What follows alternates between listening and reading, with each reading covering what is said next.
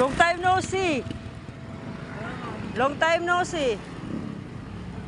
Ano pong gusto nyo? Gusto nyo ano, pagkain? Bili tayo pagkain. Oo, tara dito, wait lang. Doon tayo sa may ano. Gusto mo hintayin mo ako dito? O, saan mo ba? Saan ka punta? O, doon tayo. May pagkain doon. O, diyan na sa may, malapit lang sa may ano, yan o. Ayan lang ho doon sa unahan. Ayan, magandang araw sa lahat. Paggabi na pala ito kasi pauwi na ako, galing ako ng pakain ng mga stray cat.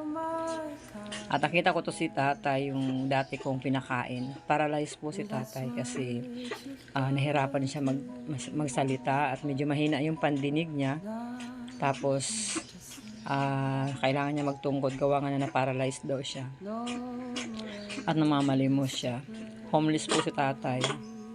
Kung saan saan lang po siya tutulog din. Pero may anak daw po siya na parang ganun din sa kanya, kung saan saan lang din. Pareho yata sila.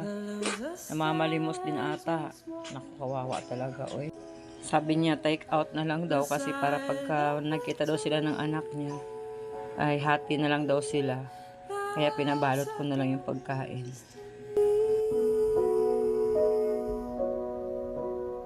The winner takes it all.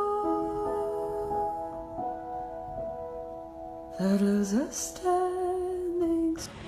Bebe ako wala ko tumutan eh. Bebe ako wala ko tumutan. Okay.